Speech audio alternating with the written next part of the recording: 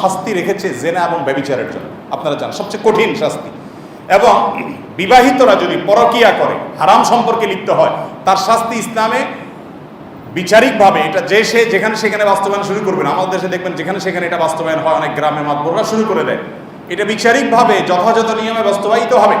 সবচেয়ে কঠোর শাস্তির কথা এই বিবাহ বহির্ভূত সম্পর্ক, সেটা যদি জেনা পর্যন্ত চলে যায় এবং প্রমাণিত হয়, তার জন্য রয়েছে দুইটা শাস্তি ইসলামে। একটা হলো পৃথিবীতে যদি কেউ ফাসাদ সৃষ্টি করে, কোনো দেশে যদি কেউ দাঙ্গা হাঙ্গামা সন্ত্রাস আর ত্রাসের সৃষ্টি করে, এরকম সন্ত্রাস, যে সন্ত্রাসটা ব্যক্তি পর্যায়ে নয়, গোটা সমাজের মধ্যে আতঙ্ক সৃষ্টি করে, অশান্তি সৃষ্টি করে, এই হাঙ্গামাকারীদের এবং বিবাহিত নারী পুরুষ জেনায় লিপ্ত হয়ে সেটা প্রমাণিত হলে, এই দুইটার শাস্তি গোটা কোরআনে শত বিষয়ে আপনি দণ্ডবিধি খুঁজে পাবেন, শত শত দণ্ডবিধি আপনি খুঁজে পাবেন। এর ভিতরে এই দুইটা বিষয় দেখবেন সবচেয়ে কঠিন এবং সবচেয়ে করুণ এবং সবচেয়ে মর্মান্তিক শাস্তির কথা বলা হয়েছে। বিবাহিত নারী পুরুষ জেনা করে প্রমাণিত হলে পাথর মেরে মৃত্যু নিশ্চিত করতে বলা হয়েছে। সাধারণভাবে না যে তার শুধুমাত্র শির পুড়িয়ে দাও, ফাঁসিতে ঝুলিয়ে মেরে ফেলো, নো, তিল তিল করে তাকে হত্যা করার কথা বলা হয়েছে। আজও পর্যন্ত আমাদের অনেকের কাছে বুঝে আসে না এটা কেন। ভাই, জেনা হয়েছে, এখানে কোনো মানুষ খুন হয় নাই, জেনা হয়েছে কারো বাড়িতে আগুন দেওয়া হয় নাই, জেনা হয়েছে দুইজনের আন্ডারস্ট্যান্ডিং, মিউচুয়াল আন্ডারস্ট্যান্ডিং এর মাধ্যমে। এখানে ধর্ষণ হওয়ার বিষয় না যে জোর হয়েছে, মিউচুয়াল ব্যক্তি স্বাধীনতা, যার যার ভালো লাগছে, অন্যায় করছে, হারাম কাজ করছে বুঝলাম, তাই বলে মেরে ফেলতে হবে, তাও এরকম নির্মম ভাবে, কারণ কি? এবং জেনা হলে তার শাস্তি এত কঠোর কেন? কিন্তু আপনি যে নামাজ এক ওয়াক্ত না পড়েন সারা সপ্তাহে, ইসলাম বলে নাই কোন ইসলামিক দণ্ডবিধি আলোকে, ইসলামিক বিচার ব্যবস্থায় কোন বিচারক আপনাকে এত বেত্রাঘাত করবে, অমুক শাস্তি দিবে, এরকম কোনো কিছু ঠিক করে দেয়। তার মানে হলো যে আপনি নামাজ না পড়লে আপনি জাহান্নামে যাবেন, আপনার ক্ষতি হবে। সমাজের মানুষকে আপনি ক্ষতিগ্রস্ত করছেন না, আপনি বেনামাজি হয়ে। আপনি রোজা না রাখলে আপনার ক্ষতি হবে, সমাজকে ক্ষতিগ্রস্ত করছেন না। বাট আপনি যদি চুরি করেন তাহলে সমাজ ক্ষতিগ্রস্ত হবে। চুরি ব্যাপকতা লাভ করলে সমাজের মানুষের নিরাপত্তা, মালের নিরাপত্তা নষ্ট হবে।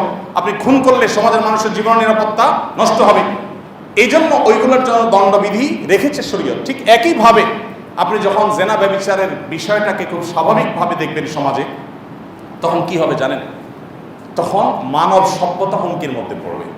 পৃথিবীর কোনো সাইক্লোন, কোনো ঘূর্ণিঝড়, কোনো ঝড়, কোনো জলোচ্ছ্বাস, কোনো ভূমিকম্প, কোনো ভূমিধস, কোনো প্রাকৃতিক দুর্যোগ, এমনকি কোনো যুদ্ধ বিগ্রহ গোটা পৃথিবীর মানুষকে শেষ করে দিবে না। অনেক বড় ঝড় জলোচ্ছ্বাসে হাজার হাজার লক্ষ লক্ষ মানুষ মারা গেছে, তারপরে মানুষ আবার আস্তে আস্তে আগের জায়গায় ব্যাক করবে। কিন্তু যদি ব্যভিচারের ব্যাপকতা হয়, বিবাহ বহির্ভূত সম্পর্কের ব্যাপকতা, এটা যদি সমাজে সৃষ্টি হয়, কি হবে? মানব সভ্যতা পৃথিবী থেকে হারিয়ে যাবে। কিভাবে হারিয়ে যাবে? আমার সময় নেই, খুব সংক্ষেপে যদি আমি বলি, হারিয়ে যাওয়ার যে চিত্রটা সেটা এরকম হতে পারে। আমি এর আগে বারবার বলেছি, আপনারা যদি চায়নার দিকে তাকান, আমি নিজে কয়েক দফা বাংলাদেশের প্রথম সারির একটা টেলিভিশন চ্যানেলের একটা রিপোর্ট দেখেছি ইটালির কথা, আরও নির্দিষ্ট করে অনেক দেশের নাম বলতে পারবো, সেটা আমি আর লম্বা করতে চাচ্ছি না। এসব দেশগুলোতে সরকার সবসময় প্রণোদনা দিয়ে মানুষের জন্মের হার কোনোভাবেই স্বাভাবিক করতে পারছে না, এবং যে পরিমাণ তাদের কাজের লোক দরকার একটা দেশ চলার জন্য, সে পরিমাণ কাজের লোক নাই, মানুষের জন্ম হচ্ছে না। আমি কি বোঝাতে পেরেছি? চায়নার মতো দেশ, এত মানুষ, সেখানে উন্নত অনেক দেশ আছে, সেখানে এখন সন্তান জন্ম দিলে বাবাকে গিফট, মাকে গিফট, সন্তানকে গিফট, প্রণোদনা, টাকা পয়সা কি চাই সব দিবে, তাও সন্তান জন্ম দাও। বাট সন্তান জন্ম হচ্ছে না। কারণ কি জানেন? একটাই কারণ, আর কোনো কারণ না। সেটা হলো বিবাহ বহির্ভূত সম্পর্ককে সেই সমাজগুলো স্বাভাবিক করে ফেলেছে।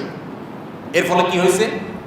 এর ফলে সন্তান জন্ম দেওয়ার প্রবণতা মানুষ হারিয়ে ফেলেছে। এগুলো মানুষের দরকার হয় না, কেন সন্তান জন্ম দিতে যাবে? এই ঝামেলা কেন যাবে? তার দরকার মিউচুয়াল আন্ডারস্ট্যান্ডিং এর মাধ্যমে তার সেক্সুয়াল চাহিদা পূরণ করা। সেটা তো হয়ে যাচ্ছে, কেন সে সন্তান বিয়ে করতে যাবে? বিয়েই তো করতে যাবে না। যে যার সাথে যখন ইচ্ছা তখন ডেটিং করতেছে, লাইফ পার্টনার চেঞ্জ করতেছে, দরকার হচ্ছে না। আপনি এর বিপরীতে মুসলমান সমাজ দেখেন, সারা পৃথিবীতে এই সমস্যাটা বড় কোনো পর্যায়ে নেই। আমাদের বাংলাদেশে জন্মের হার কমতে কমতে এমন একটা পর্যায়ে আসছে, প্রেডিকশন আপনারা অনেকে জানেন, অনলাইনে খুঁজতে পাবেন, যে ভবিষ্যৎবাণী বলছে যে এই হার যদি চলতে থাকে তো আর কয়েক যুগ পরে ঢাকা শহরে ফ্ল্যাট ভাড়া নেওয়ার মতো পরিবার, ফ্যামিলি আপনি খুঁজে পাবেন না, খালি থাকবে। অলরেডি কমছে, সেটা আরো যেখানে গিয়ে থামবে। তো আমরা এখনো তাদের ছেলে বহুগুণ ভালো আছি, বাট আমরা আস্তে আস্তে ওদিকে যাচ্ছি, কারণ আমরা পশ্চিমাদের ভালো গুণগুলো নেই না। তাদের কুকুর যদি রাস্তায় পায়খানা করে, তারা গাড়ি থেকে টিস্যু নিয়ে সেটা তুলে নিয়ে ডাস্টবিনে ফেলে, আমরা তাদের ভালো গুণটা নেই না। আমরা তাদের যত খারাপ গুণ আছে, আমাদের মিডিয়াগুলো দেখবেন, ওদের দেশের বেহায়াপনাকে এখানে আমদানি করবে, ওদের দেশের অশ্লীলতাকে এখানে আমদানি করবে, ওদের দেশের পরকীয়কে এখানে আমদানি করবে, ওদের নাটক সিনেমাকে এখানে আমদানি করবে, ওদের ভালো গুণগুলোকে এখানে আমদানি করবে।